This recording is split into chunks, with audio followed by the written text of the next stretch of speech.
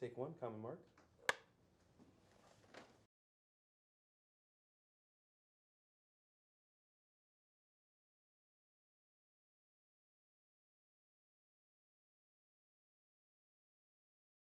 Well, of course, we had a life that was different from most people's because we kept moving from place to place because of Dad's changing duty stations.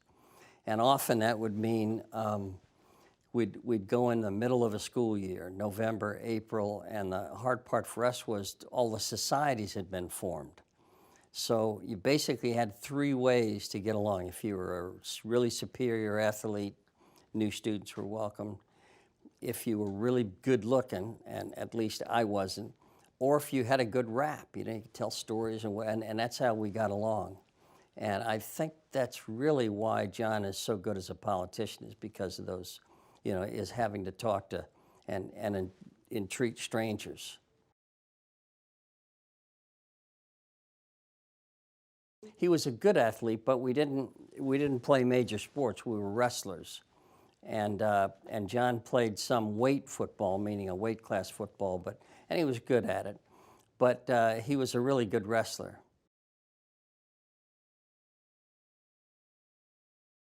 No, it didn't take very long. I mean, he was pretty slick and pretty cool. You know, by about the 3rd or 4th or 5th move, he got pretty good at getting his way into a group. Brother's about 5.5 years older, and my sister's about 7.5 years older.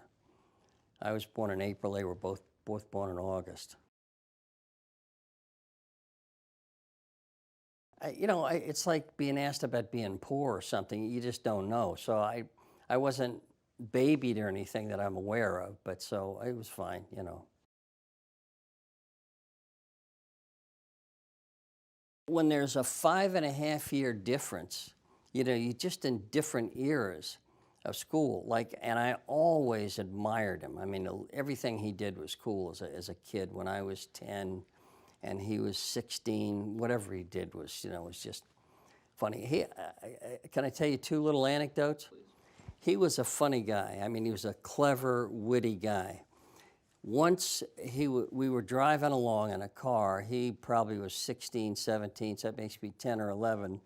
And we got behind a lady at a stoplight, and this wasn't the era of cell phones or anything, but she was somehow drifted off, and it went through green, and then red, and then yellow, and then green again, and Johnny leans out the window and he goes, "Hey, lady, that's all the colors we got." And I remember I thought that was so funny as a 10-year-old kid, rolling on the floor. There was another time, and this was told to me by a buddy of his. I wasn't actually there, but since the way he told, I'm sure it was true, and that's it. John couldn't get his car started, had stalled at a light or a railroad or something, and a guy's honking at him. And John leans out the window and says, "Hey, buddy, I'll tell you what, I'll lean on your horn if you can start my car." And I just thought, you know, I mean, he would say stuff like that, you know. He's a funny guy. No, when he was a baby, he used to get real mad and then would get blue in the face. Now, that's something I never saw, but my dad and mother told this story so many times. He'd get blue in the face, and finally a doctor suggested that they get a wash tub.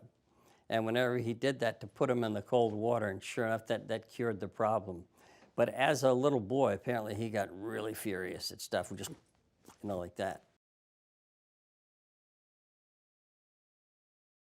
Not that I'm aware of. I mean, he was always kind of skittery on the edge, but I think John had a sense about staying within the boundaries. Like, I don't remember any school suspensions or having to go see the principal, and never anything involving authorities or anything. He just didn't like the rules of being in school much, but never did enough to get in trouble.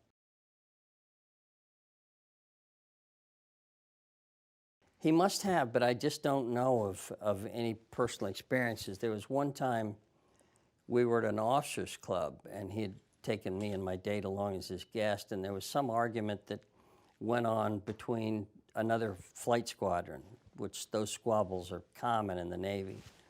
And this guy was actually going to come to John in blows, and I took my glasses off. I was all ready to jump in, but then a friend of his named Dietrich came in between the two, and the other guy said, "Look, you have no business here." He said, "This is my business. I'm with John." And the guy backed down because Dietrich was big, you know. Well, by the time Dad got stars, we were all gone.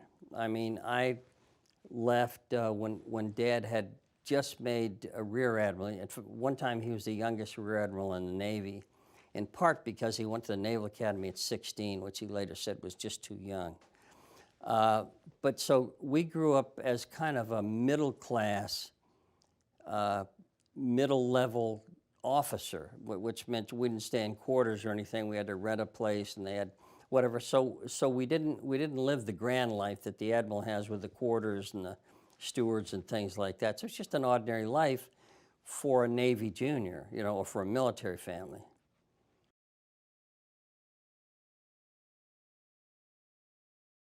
I was born in 1942. Granddad was that was 2 months or 4 months after Pearl Harbor, and Granddad went off to war as a carrier admiral.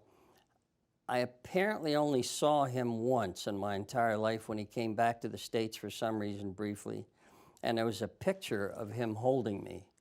And apparently he said to my mother, he said, "Look, we have the same eyes." And I was probably 2 maybe. And I remember him sort of, you know, as this guy that I liked somehow as a little kid.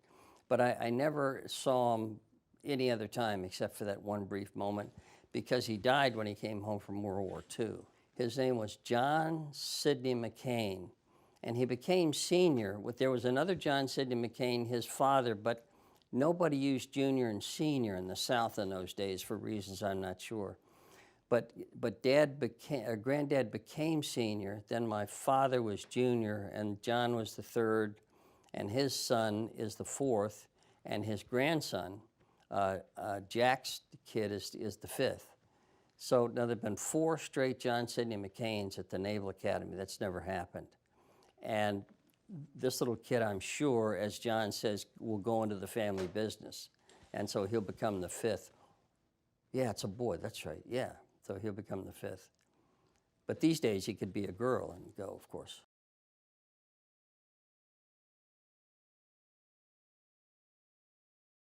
Kind of an interesting story. He graduated from the Naval Academy in 1902, and then he became just a junior officer aboard a battleship. As a matter of fact, he was on the last part of the Great White Fleet Teddy Roosevelt sent around the world in 1905.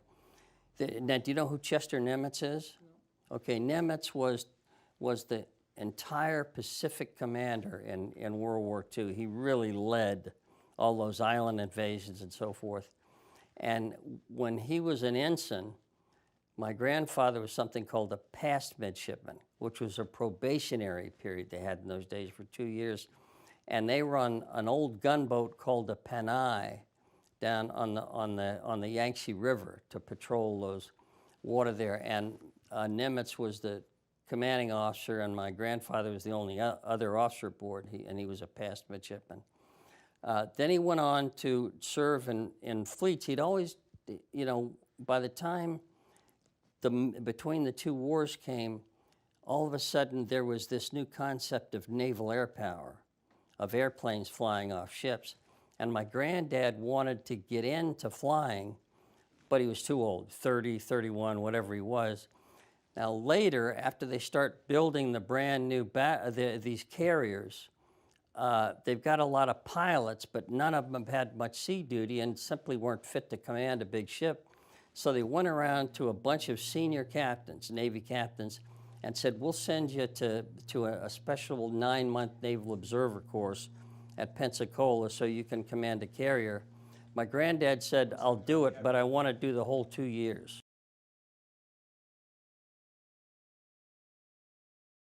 Right, in the 1930s, they were building these brand new carriers, but the pilots were too young and too inexperienced to command these big ships.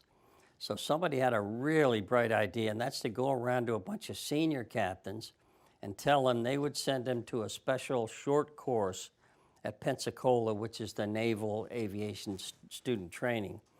And my grandfather said he'd do it, but only if he could do the full 2 years flight course. They said, Captain, you can't do it. Take 2 years. He said, well, that's my offer. I'm very happy commanding capital ships. Secretly, he wasn't. He wanted to get into the air.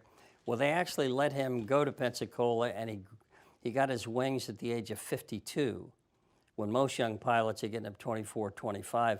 And I think he may have been the oldest man to ever get Navy wings. I'm not positive about that. And he was also a terrible pilot.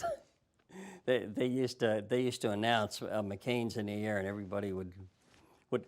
You want to hear another funny story about Granddad? I don't know if this takes too much time, but so when he reported to Pensacola, a captain in those days was a more serious rank than it is now, smaller Navy. And he showed up, and a student pilot who was a Lieutenant JG was going to give him his first ride in a military aircraft, a trainer, open cockpit biplane trainer. And my grandfather said to the kid, he said, no, I know I'm a captain. I don't want you to worry about that. I want you to treat me just like any other student. And Lieutenant JG saluted and said, aye, aye, sir. Got him in the plane. And in those days, the passenger rode in the front cockpit, and the pilot was in the back. I'm sure there was a reason. I don't know what it was. This guy took him up in the air and was flying along smooth, disconnected the hardwired intercom, and went into a dive, and did barrel rolls and all kinds of stunt flying, to the point that other students in the buildings came out of the buildings to watch what the hell was going up over the airfield.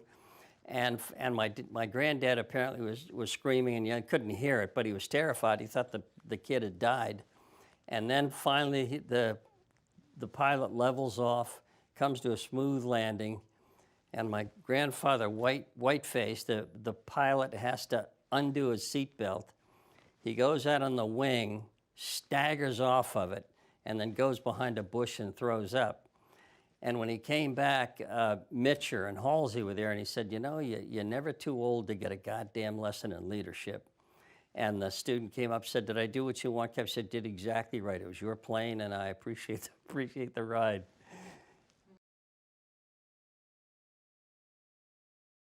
He was a carrier admiral, but not the senior one. There was some more senior, Halsey, but he commanded all the naval land-based aircraft for the Battle of Okinawa. And his boss wasn't terribly aggressive, a guy named Gormley. And both of them were sent back to Washington, and Gormley never did anything significant again. Fortunately, Admiral King, who was the CNO, and Nimitz, who was the new commander of the Pacific, liked Dad and knew this, you know, there was something awry here. He became then director of the Bureau of Naval Aeronautics, a brand new job, and finally got out of the war in 1943 and fought for the rest of those 2 years. He became known as a very aggressive commander, going in to attack Japanese ships and planes and that sort of thing.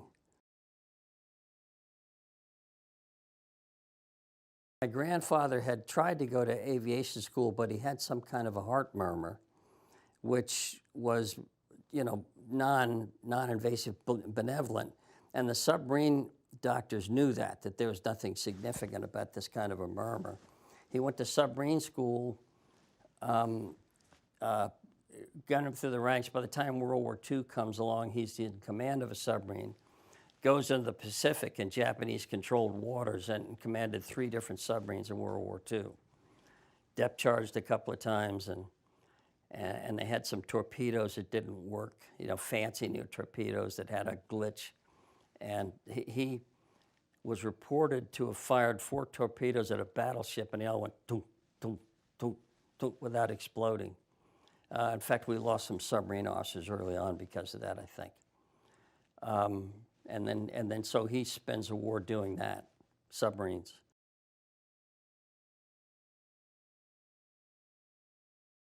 We were in Coronado, I think.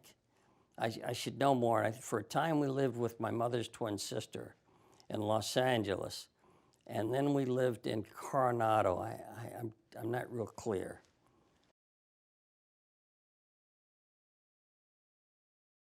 There were always family dinners, and we weren't allowed to watch TV or anything like that. In fact, my mother and brother and I would get into these complicated arguments about history and politics and so forth. And when my dad was there, he'd let it go until he felt we were being disrespectful and say, knock it off. And these arguments were vociferous, I mean, and passionate, but like Jewish scholars arguing the same point with little differences, and so passions of that kind of thing, if that makes sense. The relationship between my father and my grandfather was as close as any father-son relationship ever was, I think. As a matter of fact, when my granddad died, my father was still at sea, so he couldn't make his funeral in Arlington. And when my mother flew back to Coronado on a Navy plane, my father had gotten there and he was wearing an armband. And Dad said to my mother, he said, I'm glad I missed it, it would have killed me. And he told me one time that he felt his father's presence sometimes, actually walking with him. He knew it wasn't a hallucination, but he just felt that. And I thought that must be comforting. And my father and my brother had a close relationship, but of a different sort, in that my brother always admired my father, but sometimes John being what he was. For instance, my father went to Korea as executive officer of a cruiser. When he came back, John had grown this long ducktail, waterfront type haircut, Marlon Brando and all that. My father ordered him to go get a haircut, and there was a vociferous argument, which John, of course, lost, and he went and got a haircut.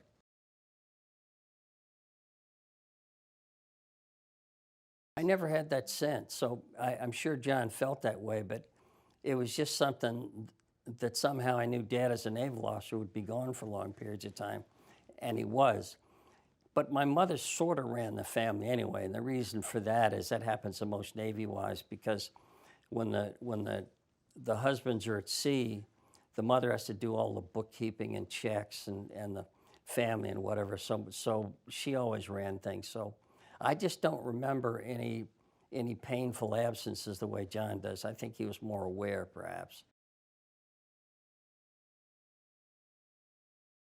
I think Dad's presence was always kind of the iron code, of things you just didn't stray, like lying and that sort of stuff. But my mother did all the day-to-day stuff, and I think she's the one who always picked where we would live and when at a new duty station. Probably chose the schools for us and that sort of stuff. But she was a powerful force.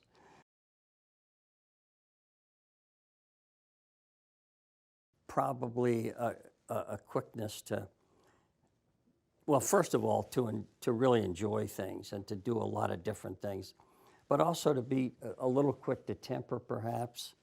Also kind of stubborn in some ways. But in a sense, that stubbornness gave us kind of a staying power in a world that was always changing around us. I think those are the main things. Plus,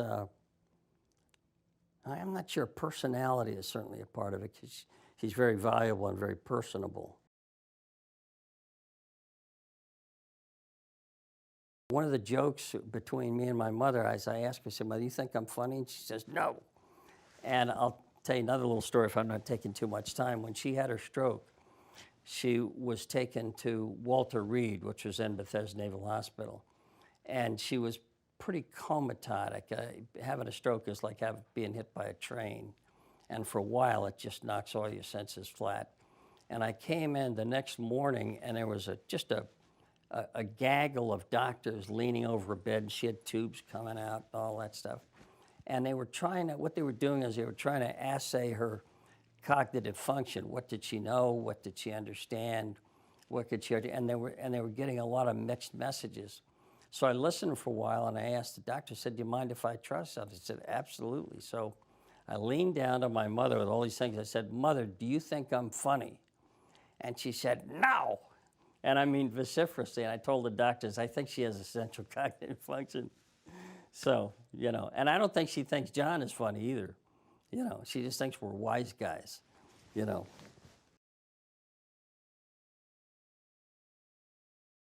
He was a little guy, I think about 5'4". And when he goes to the Naval Academy, I think he was even about 5'2" or less, and maybe 90 pounds. He had to get a waiver on that. He had to go meet with a superintendent, the director of Bureau of Personnel, rather, to even get in the Naval Academy. So, but he was a little wiry guy, except for during World War II and submarines, he got kind of pudgy. And he came back and he was upset with himself at that. And he did these, it was the Canadian Air Force put out a series of exercises. I think they were called 5BX. I'm not sure. He used to do those every damn morning. And another thing he would do, we lived at Capitol Hill, First and C Streets. He would walk to the Pentagon every day, and that's a pretty good hike. And no walking shoes in those days. We had just these, these military uniform shoes, and he used to do that every day. So the guy stayed thin and fit after that spate of being a submariner and eating, because that's all it did was drink coffee and sit around and eat. No exercise aboard those old World War II submarines. The World War II submarine is essentially a tube with a conning tower. In fact, they had to share beds, bunks. He should have gotten an award from the South American Tobacco Company. He smoked about 10 cigars a day. He always had a cigar in his mouth. And as a matter of fact, when he got to be senior, people were sending him cigars all the time. Big, huge, ridiculous cigars, are really good. The one thing, he wouldn't do Havana cigars because it was against, a little more serious about Cuba in those days. And he smoked those cigars all the time. So I got used to cigar smoke. Most people don't. I still like it. I walk into a home and there's a guy who's been smoking a cigar. One night he told me, and again, I think I'm about 10 or 11, and maybe even a little, maybe he's home from the Naval Academy or boarding school, one or the other. And he says, here, there's a movie I want you to watch. So we sat down and watched a movie called Viva Zapata with Marlon Brando, and it's still a terrific film. And I thought that was his all-time favorite film. I'm sorry, I forgot the other film, but anyway, that was his favorite film for a while. It's a great movie if you've never seen it. The guy is just fights against higher odds and loses a little, then wins a little, and finally he dies in the end. But he admired that heroism and character that this guy had. On the waterfront, of course, because again, that's a guy who's a little guy fighting against powerful organized crime, and wins. Rebel Without a Cause, that's a famous James Dean movie. I think he only made 3 movies before he got killed. Bridge on the River Kwai, I didn't know that, because I personally think Bridge on the River Kwai is just too damn long. But again, it's, prisoners, and in fact, I'll bet it's because he was a POW that he related to those POWs. Paths of Glory is a great film, an early film. Kirk Douglas, he plays this really wonderful role as this guy fighting against the establishment because of the terrible waste of these troops. Viva Zapata, I've mentioned. Again, it's about a true Mexican revolutionary hero who fought against the corrupt presidents.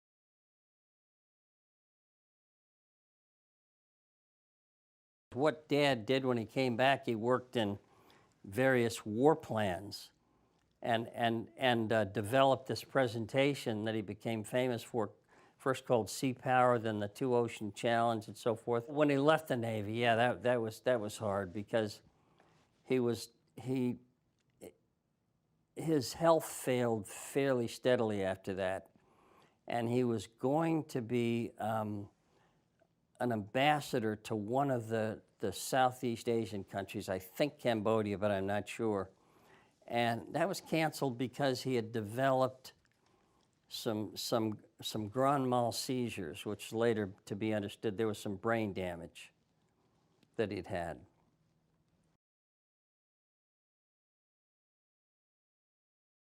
See, my father had the kind of addiction to alcohol that heroin addicts had, but he would fight it, and he wouldn't drink for a year or 2 years or 3 years. And then when he'd have a drink, he'd go into this binge that would last about 3 or 4 or 5 days. He'd recover from it. So I always admired his character for being able to do that, you know, to get over the damn booze and fight it for another 2 or 3 years. It just sometimes it got to him, you know. And in fact, when he used to go on this binge, my mother would simply call in to whoever his boss was. He had the flu, and that was fine. Then McCain came back to work and was always, you know, going 140 miles an hour and doing all kinds of things. So it never, otherwise he wouldn't have been made, you know, captain of a heavy cruiser, or especially wouldn't have been made sink pack, because the fact that he drank too much was sort of known, I guess, to his buddies, but not that he was an alcoholic. That was pretty well hidden.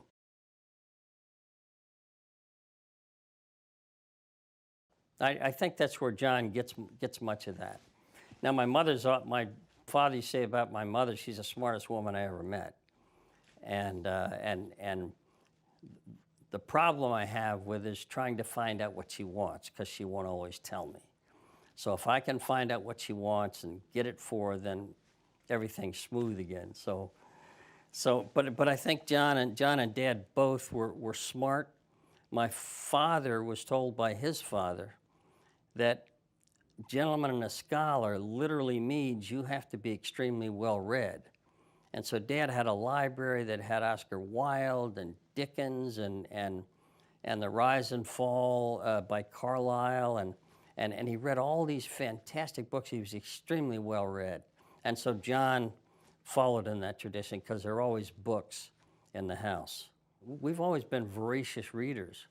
I mean, John may have not done terribly well in school, but he knew more than most people, you know, that he was with. Just not the calculus and the, you know.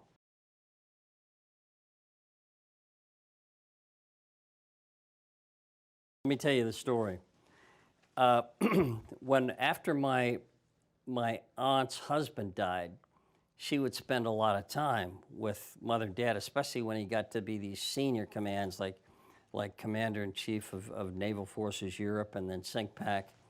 And so, you know, these high commands also have a lot of social stuff to them. You have to go to the king's this, or you have to visit a speech, but then meet with whoever the rulers were. And so he'd take them both along, and they look very much alike. I mean, we could tell them apart, but most people couldn't. And so there were these two beautiful women up on the stage when he'd make a speech or hold a press conference or something like that. And one reporter would inevitably ask, Admiral, how do you tell these two women apart? And my father just waited for that. He'd take a cigar to his mouth. He said, that's their lookout. And that always got a laugh, you know. He waited for that line, but that was his saying. Yeah, and I even asked Dad once, I said, because I loved my Aunt Rowena. She was my alternate mother and didn't get mad at me the way your own mother can. And I asked him, how is it having Aunt Rowena around? He said, look, it makes your mother happy, so that makes me happy, you know. She was married to another pilot, and they got divorced. And then John and she started dating. I don't know all the details because it was in a different place where I was, but they started dating, fell in love, and then got married at Bookbinders in Philadelphia. I went up for that.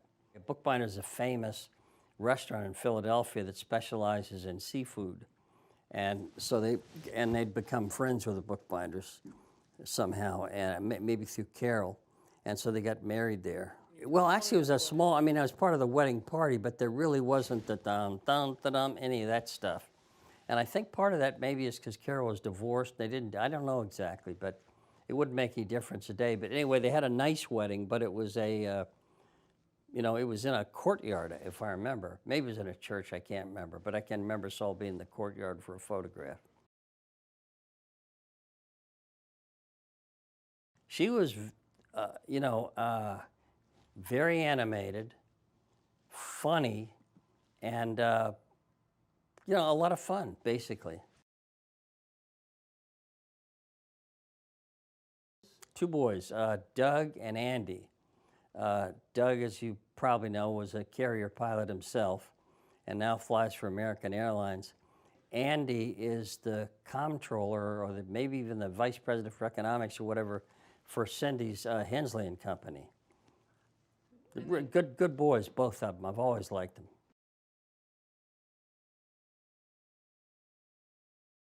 Well, he was a trained war pilot. He wanted to get into the war, and they wouldn't let him for a while because they wanted him to do this or that or whatever. But finally, he made it to Vietnam, and as you probably know, he was on the Forrestal, and it had that terrible fire, and they brought everybody back from the Forrestal, and he said, no, I want to go. So he wound up on the USS Oriskany, and I think it was his 10th combat mission that he was shot down.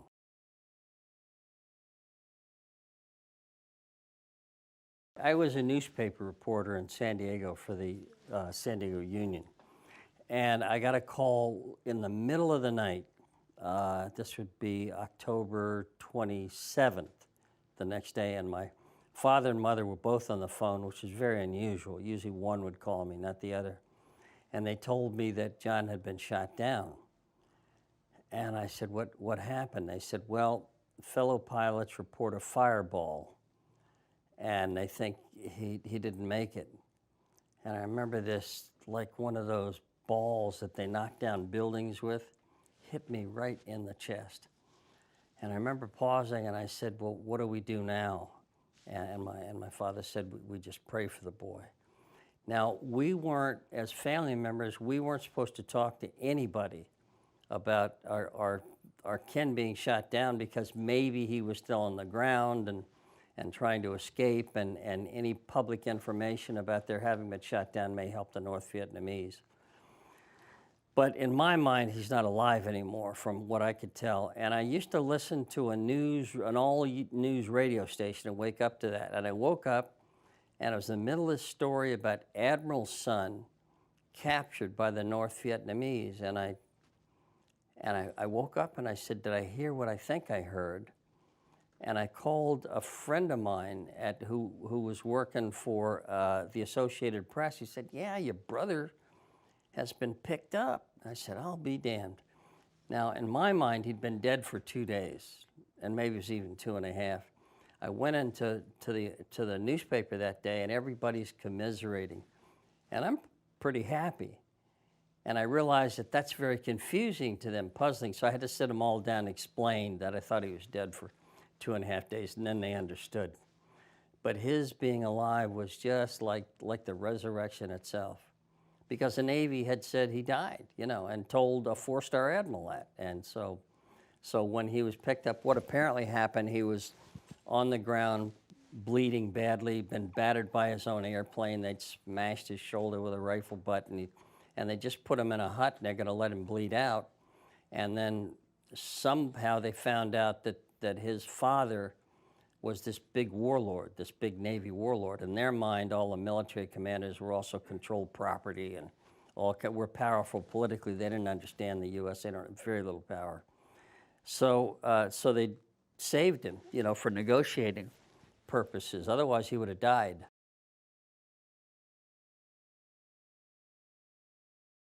Yeah, we had a phone call sometime during the day, but it was, after the news broke, it's hard to get a hold of Admiral McCain. And they'd said, hold on, Joe, and he can't, So I talked sometime during the day, and of course we were all just, the amount of relief and joy really can't be overstated, at that, because we knew he was dead,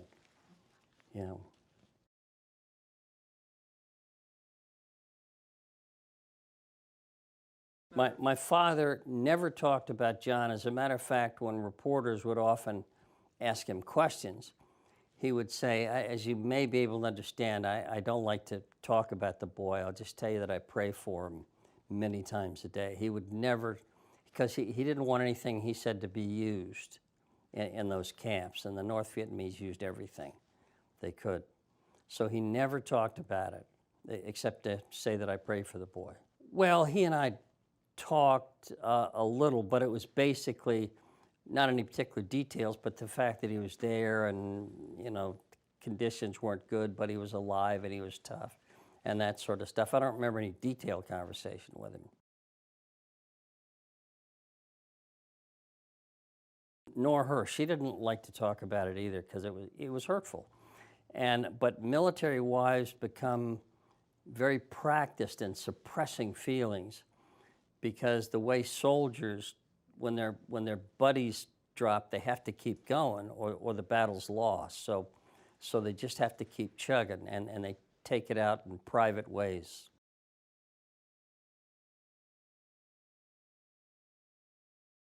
She handled it actually pretty well, but for the same reasons.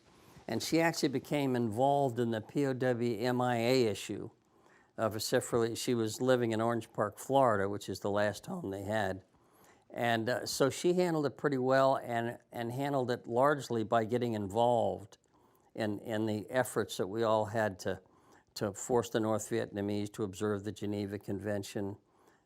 They wouldn't identify a lot of the POWs, and that's really a problem when you don't know if your husband is alive or dead. So she got involved in that.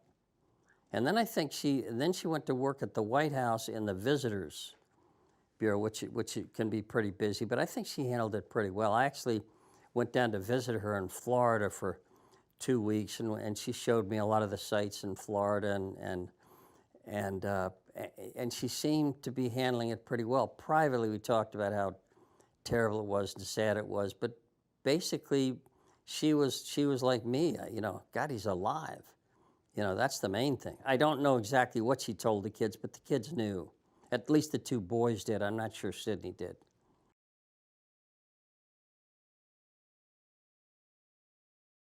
I was, again, at the newspaper, and a guy at the local CBS station, I think it was, a guy I knew, it's kind of a semi-pal, called me and said, Joe, we've just gotten this tape of this interview from this French reporter, and he said, come on over, we'll screen it for you.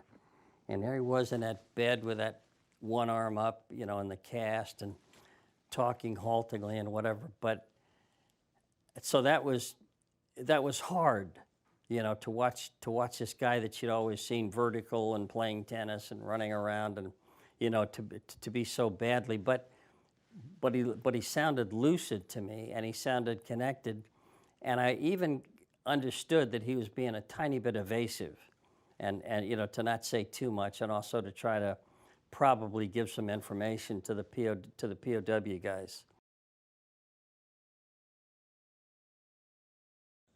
Yeah, he kept a sense of humor even then. When he was in the POW camps, I understand from some of the other POWs, you had to watch out for him because he'd pull pranks every now and then, and said be careful about that.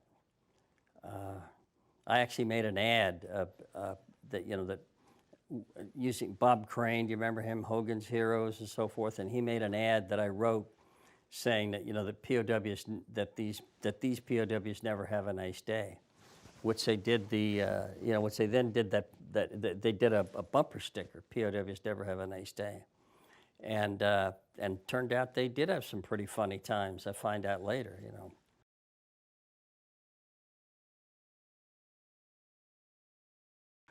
Well, he didn't talk about it a whole lot. I mean, I would ask him questions and he would answer them, but I also understood that it was not easy for him to talk about it, and I certainly didn't want to press any wounds.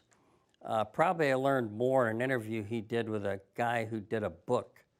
He was a Reader's Digest writer who did this book called POWs, and during those interviews I learned a lot more than I knew before. But John just didn't talk about it much, and I didn't press him much, because I had to be, those memories are tough,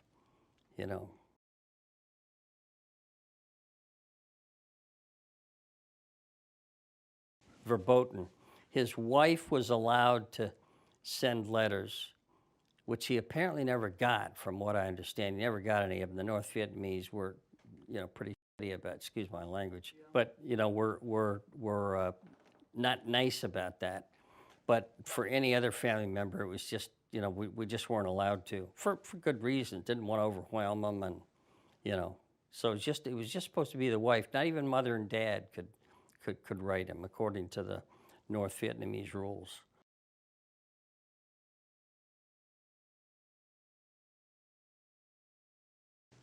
I think Carol got 2 letters about a month or so apart, but they came together, and they were immediately turned over to the intelligence guys to try to see if he was trying, any code in there and so forth. I think there was something, because one of the things that the POWs felt they had to do was to identify everybody, to accumulate names so as to relieve the wives and so forth. In fact, I think of Doug Hagdahl, who memorized all these names. He did this poem about it. And when he gets off the plane, because he was allowed to do early release, the camp leaders told him, because he had to get this information. When he comes off the plane, they come toward him with blankets and all. It's just, give me a tape recorder, give me a tape recorder. And they didn't know what he was talking about, but they did what he said, and he just spewed out something like 528 names, one right after the other, with rank and name. And he identified a lot of POWs that had been listed as missing in action. Doug Hagdahl was his name, Hegdahl. He was with SEER for a long time, the Survival and Evasion School that the Air Force and Navy have set up. And I've met him several times. He's a good guy.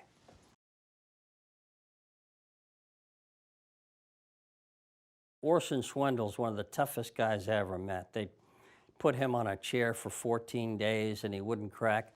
But earlier on, several of them had cracked, and to survive, they would sign these confessions. But essentially, as I understand their thinking was, they in Orson's case, he was about to lose it, and when this was going to become putty. So what they would often do is to do these kinds of things, step back and recoup, and then come back in and piss off the North Vietnamese guards by being recalcitrant again. Yeah, John's ashamed, but he shouldn't be. I mean, ropes, especially a guy with 2 broken legs and a broken arm and a smashed shoulder, I mean, that's a lot of pain. So yeah, he signed stuff, but that was just to return, and not do stuff again. He shouldn't be ashamed of that, I don't think at all. Hell, I wouldn't have lasted 14 minutes. Yeah, what do you want to know? I mean, really, the way they treated those guys. I think more it goes back to the code of conduct that they're all taught, and the sense of duty and obligation to your service and to your country, and to sign a confession, no matter what, is always a mark against that. But in context, of course, it's no bad mark at all. It's a survival tactic,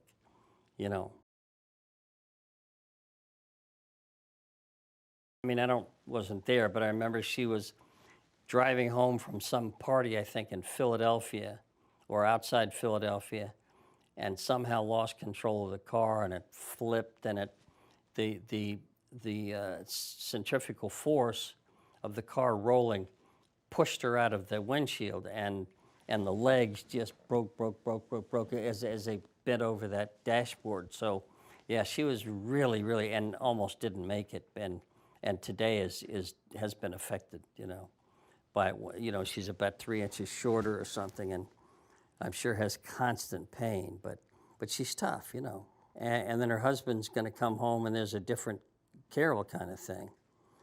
And somebody asked John, does that bother you? And he said, well, sure it bothers you, but you don't love somebody because of their legs, so. Yeah, March 73, spends some time in rehab, of course, because he was pretty chewed up. My father and mother and whatever, we decided that only Carol should do that, it should be his wife. But I remember really clearly him stepping off that plane into Clark Airfield because it was announced that they were going to land. And I had a lot of friends over to my house. I was living in Cardiff, California, and I'll tell you, when he appeared in that hatchway, it was hard. God, you can imagine, but we all decided to stand back until John had gotten reacquainted with his family, and then would call each of us in turn, to come visit him, which we all did. I think I was about third. I stayed down there a couple of weeks, I think, and it was just, I went to the old club and we did a bunch of stuff.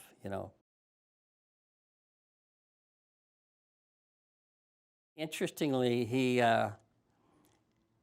there was more of a seriousness about him that you could see at some points because he was still voluble and making jokes or whatever. But when he would fall quiet, it was almost like seeing that 2,000-yard stare, that famous painting from World War II of the guy looking off in the distance.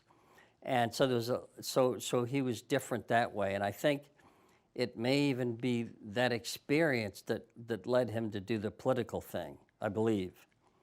Because in camp, everybody they fantasize about what they're going to do. They're going to build an airplane. They're going to build a big house. They're going to travel to all the major, whatever. And I think in John's mind, part of it was, was to get more involved in a public life, I think.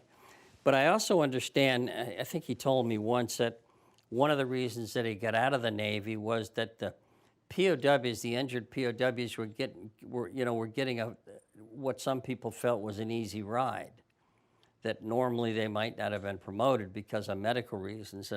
And John felt that, I think, and he decided it was time to retire.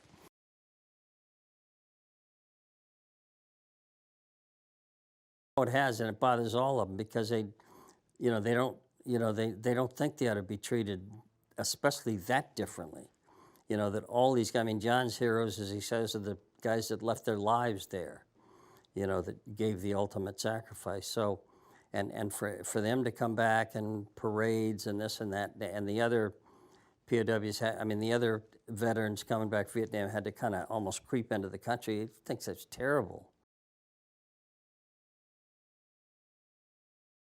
Oh yeah, sure. Because I was in San Diego, and there were a lot of Navy and military families there because it's the biggest naval base on the West Coast.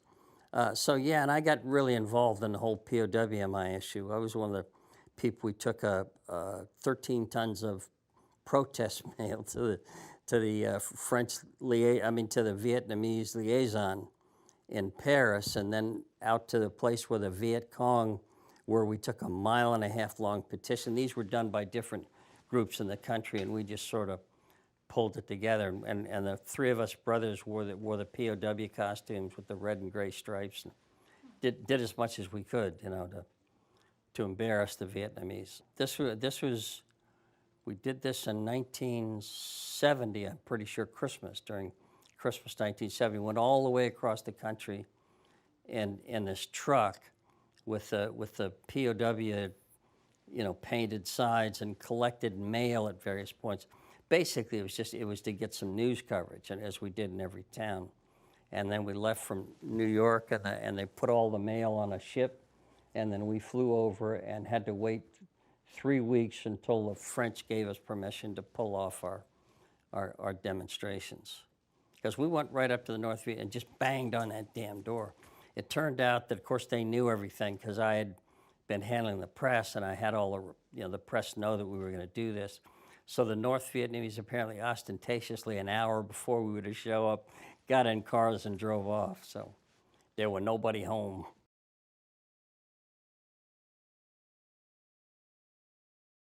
Dad made a practice every year that he was in Hawaii as Commander-in-Chief, which is 4 years.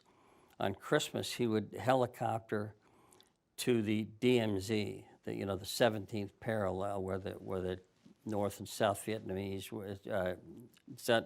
were officially divided, and he would walk away from those escorting him and they understood, and he would just look across that border, commiserating, trying to, somehow feel John or send a message to him or something like that. It was silent, and he did that every Christmas.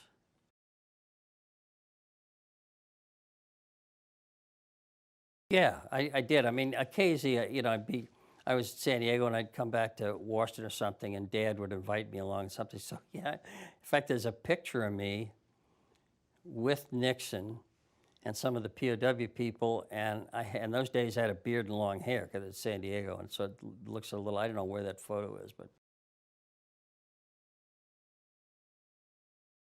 The little admiral. Well, he was. I mean, 5'4", whatever he was. He was shorter than I am, and he was kind of hunched back a little. It turned out later he had a kind of a kyphosis, which is a bent spine. But so he was just a little guy, you know. Yeah, my dad never talked about John, and especially never asked anybody to do anything for him or about it. You know, he was very, very protective and very careful to not cause in the slightest wrinkle. You know, he just wouldn't do it.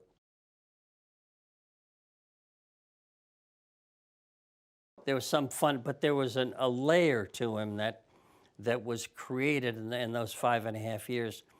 And the thing that makes John a hero is not that he was captured or a POW, but it was that after 2 years, the North Vietnamese were starting to get a black eye, in part because of our efforts back in the States, but they were starting to get a black eye about brutal treatment of POWs. And they wanted to alleviate some of that image, and they offered John an early release, a humanitarian release, which I'm sure he wanted to do, but he couldn't. He wasn't going to leave his comrades. He wasn't going to betray what he felt was an essential duty to his country. That took a hell of a lot of guts to not come back and get medical treatment and get well again, you know. He stayed another 2.5, 3 years, whatever it was. Well, John is the second greatest man I've ever personally met. The other is my dad. He was such an honorable, I don't think the man ever told a lie that I ever heard or misrepresented anything. He really believed in that phrase that a man's word is his bond. And this was taught to him by his own father. And that your word is sacred. He used to say things like to young midshipmen, he'd say, you're going to be going aboard your first ship, and you're going to get a division, means gunners or deck people or whatever. And you have to be careful because you can't fool those men. They're veteran sailors. If you misrepresent yourself or don't give them the straight scoop, you're never going to get their respect back. Never. And so he was very aware of that. My dad was always ardent on telling young officers that you have to keep your men's respect, and the way to do that is to keep your word. You know, don't lie to them, don't tell them anything, don't try to finesse them. They're grown men, they're warriors, and most of them are older than you are. You know, so he was always really careful about keeping men's respect. Absolutely. I mean, that's at the bottom. I mean, that's at his core. That you absolutely have to have that. It's not been easy for him to wriggle and wiggle the way politicians sometimes have to. He just has tried never to do that. And of course that really pisses a lot of people off in politics. But he doesn't care anymore. I mean, the thing about him. Now, for a while, you had to care a little bit. You had to worry about re-election. You had to worry about getting bills passed. He just doesn't care anymore. He's gonna try to do the right thing. Period. I don't think it has anything to do with. I think it has something to do maybe with his last term, but no, I don't think the illness has affected in the way we might think of it. Mortality, and I've got to do this. I've got to worry about my legacy. I don't think that's a major part. I think the major part is he's been there long enough, and it's time to make sure that he tries to do the right thing. John has always liked this poem, apparently. I don't know where he read it or when, but I think it was as a young naval officer. And when my father died, my mother asked both John and I to give eulogies. And I gave one by reprising Dad's history, where he came from, his reading, his commands, his very difficulties. And John just simply did this poem and a little anecdote. It's called Requiem. Under the wide and starry sky, dig the grave and let me lie. Glad did I live and gladly die, and I laid me down with a will. This is the verse you grave for me. Here he lies where he longed to be. Home is the sailor, home from the sea, home is the hunter, home from the hill. And he recited that from memory, didn't read it, at Dad's funeral services.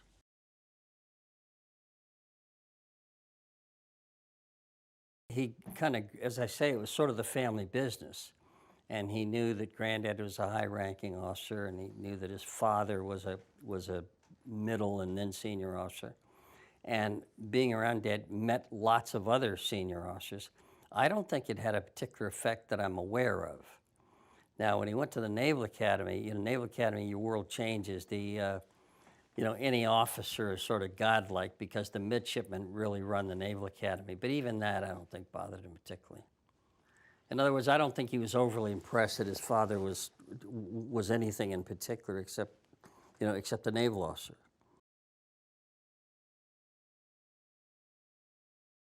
Well, I can tell you when I was there, and I tried to keep it a secret, when they found out I was an admiral's son, man, that's when the crap really started, because the Navy considers itself very democratic, that everybody of the same level and whatever, that no one's better.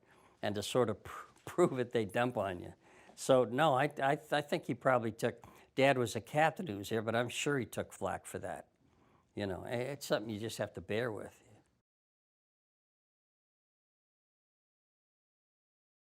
A lot of midshipmen would have done that because that's unseemly, to make fun of somebody or downgrade somebody because they're Filipinos.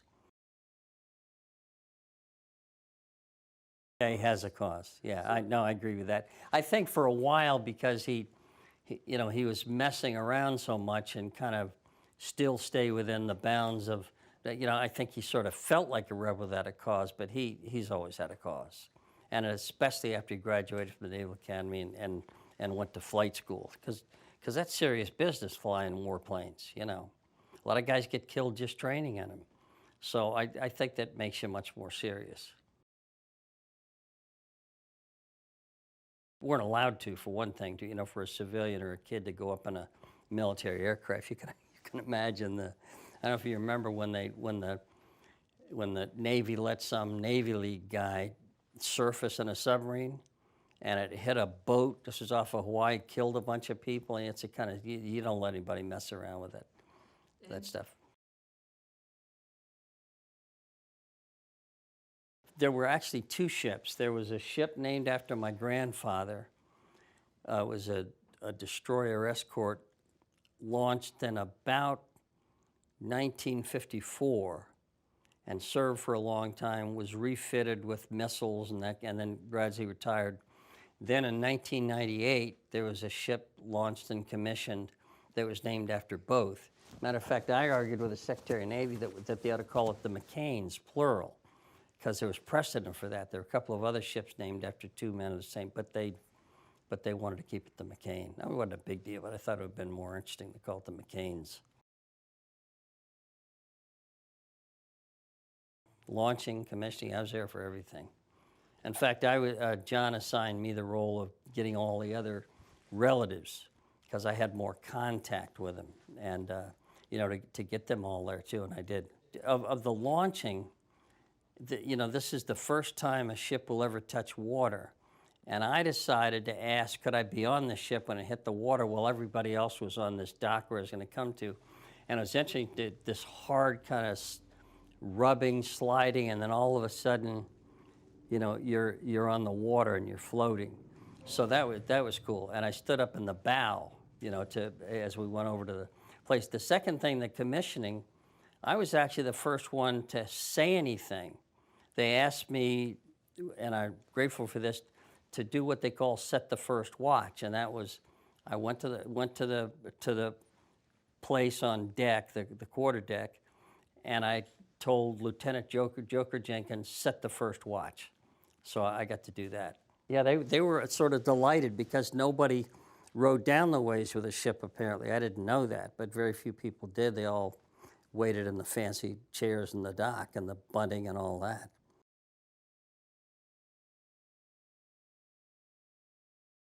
What happens in basic warship construction, you build the ship, you float it, You turn it over to the Navy, and the Navy runs through all kinds of tests. And they have to accept the ship, then it's commissioned. Otherwise, it's called the prospective whatever, John S. McCain.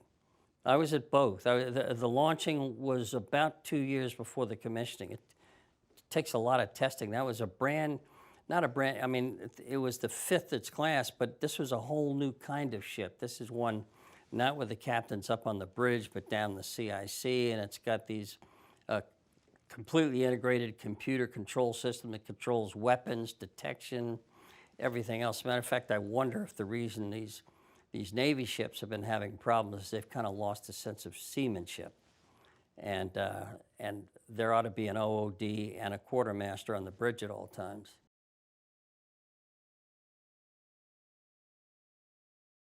It ran into a barge, or the barge ran into it. I don't know, I haven't looked at the official report, but for a faster, agile warship to get struck by a bigger, slower ship is just unthinkable. I mean, and for it to happen 4 times in the last year and a half or whatever it's been, just terrible. And they lost lives. Both the Fitzgerald, I think they lost 7 men, a lot wounded, and I think the McCain lost 10. You know, just unthinkable. My sister-in-law called me actually. And having been to 2 years of medical school, I understood basically what a glial tumor was. That just means glial is a tissue in the brain, connective tissue in the brain. But I didn't really understand the darkness of glioblastoma until I researched it, because it has a tendency to recur. And it's a SOB. Very few people survive it, but there is a survival rate. I mean, definitive survival rate. And so far, John has beaten it. He's had 2 occurrences, and the special doctors at NIH and Mayo have created these cocktails that are apparently working very well. Well, as a matter of fact, after his last MRI, he called me and he said, I've just had an MRI and I'm clean. He calls me every time there's a significant medical event. And he just talks about it in plain facts, And the only time I worried is when he talked on CBS about how serious it was. And I thought, I hope he's not caving, and actually sent that poem that was written, do not go quietly into the good night, but rage and rage, that kind of stuff. But I don't think he was. I think he was just facing a little reality.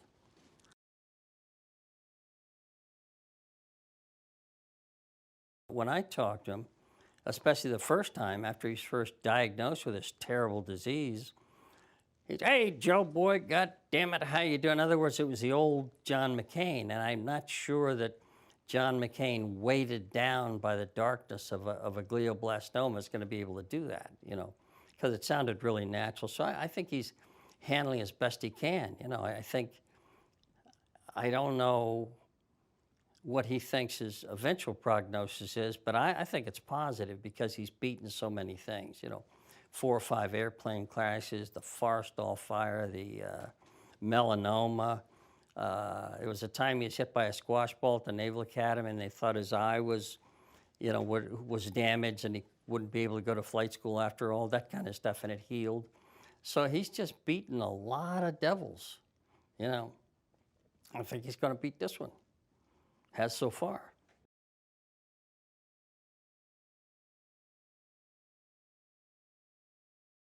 Well, the particular incident that I'd be proudest of is that turning down the, getting out of that get out of jail card from the horrors and the beatings and the brutality. But in general, he keeps his head up and he keeps moving forward, and he does so with principle. So I suppose in general I'd say that, but I think the hallmark of him is that not taking an early out from POW camp.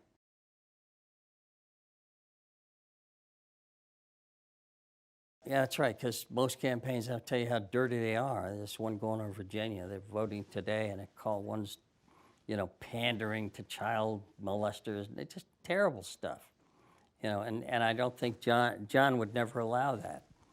And I was a surrogate in both of his campaigns, so I was usually out on the road, someplace like East Tonawanda, New York, while he was doing the $1,000 a plate dinners in Atlanta. So I didn't have much to do with the inner things, but you interact with other people in the campaign, and he was just, he was good. I think I think he would have made such an amazing president. That's the thing.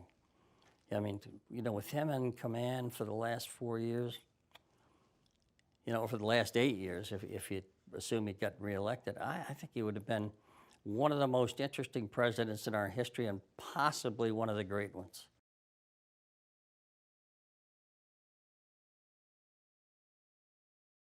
Well, he would. I mean, he'd fight back against anybody.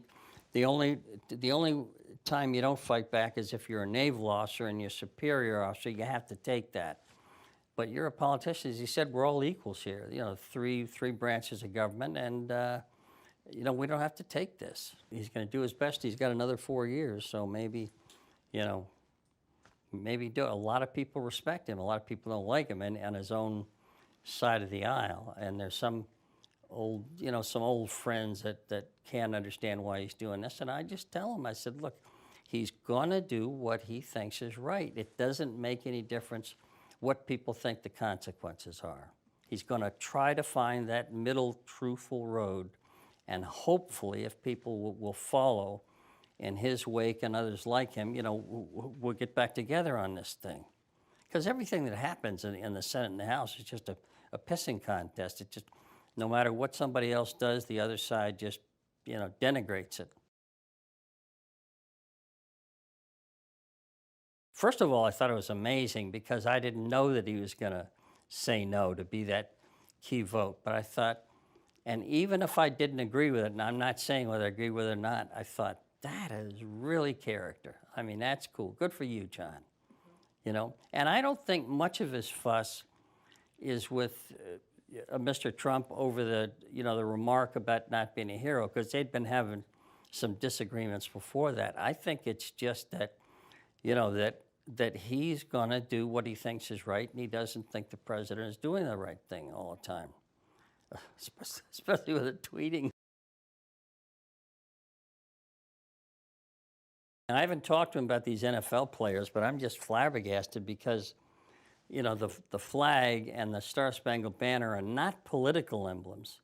They're part of the national continuum, and why they're showing such disrespect for the representation of the country itself, I don't understand. There's so many other things to protest against. I don't know how he and I have not talked about it, so he may disagree.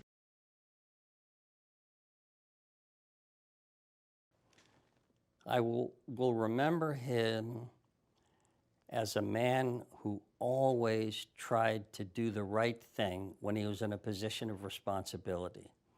And every single milestone in his life, you can see that he tried to get it right. He tried to do the right thing for his constituents, his sailors, his comrades, whatever applied. He was a man of character, is a man of character.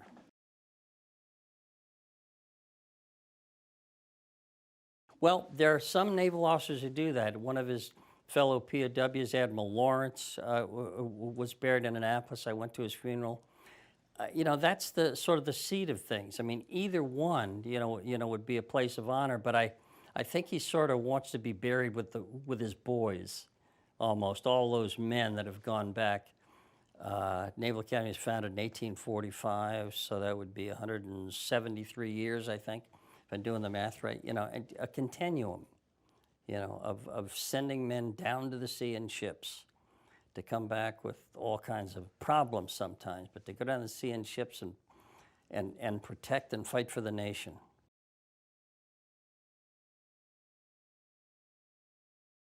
Well, my dad didn't like the Naval Academy much, and he said so, but he said he's extremely glad that he went, because there are things that percolate later, that you learn there. But my grandfather, father, and John, none of them did very well at Annapolis. Really. I think they were all at least in the lower third of the class, if not lower fourth or something. John was too close, As a matter of fact, you know, he's also, sometimes he doesn't, well, he's wry about things. Like he apparently really told one of his roommates when he didn't know, but he didn't know that the anchorman got to meet, you know, the commencement address speaker. In this case was President Eisenhower. He said, just missed it. And they said, "You son, are you kidding me? If it weren't for, you know, you wouldn't be up there," that kind of thing, you know. But he was a little irritated that he wasn't they call it the anchor man.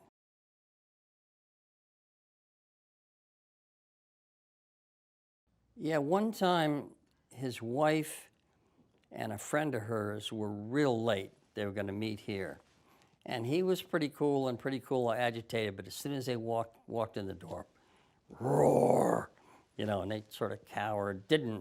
Didn't cower for long because they're the kind of women that fight back, Nancy Reynolds and Carol McCain. But yeah, he carried on for a bit, you know, and was steaming on his way out the door. I didn't say a thing, you know, and they're going to get in the middle of that stuff.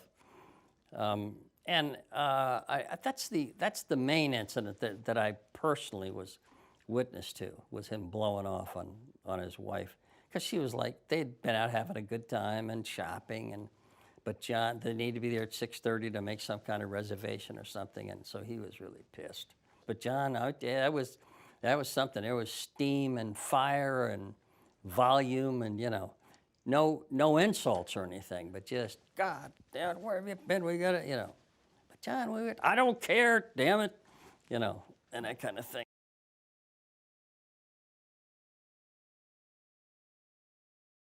He can't visit her terribly often because he's always being pulled on 100. But he comes over about once a month, sits with her, and he calls and things. Yeah, I think he's being the best son he can be. You know, I mean, I believe. Yeah, I mean, you know, his kids seem to be doing fine. I mean, Jack, you know, is doing fine in the military. His son, his brother Jim, is with Hensley and Company. The two boys in the first marriage are doing fantastically. Megan, of course, if you turn on The View, 10 o'clock in the morning, you'll see her. Yeah, I think everybody seems to be fine that I can see. And they seem to respect him and love him. They don't take him as seriously sometimes as he would probably like, but that's his own fault because of the way he kids around and that sort of stuff, you know.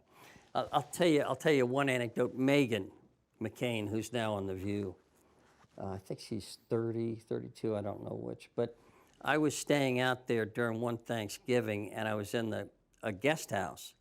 And in the morning, I would come over for breakfast, and I came in one day, and there was just this ferocious fight going on. I mean, this argument. I couldn't figure out what it was, and I looked down the hallway, and it was Megan and John. And she was John McCain in blonde hair, and she wasn't going to take any of his stuff, and he wasn't going to take any of hers. It was really funny to watch. I wish I'd had a video camera or something. So, yeah, you know, so those kids love him. I don't think they take him too seriously, though, you know. He leaves himself open, you know.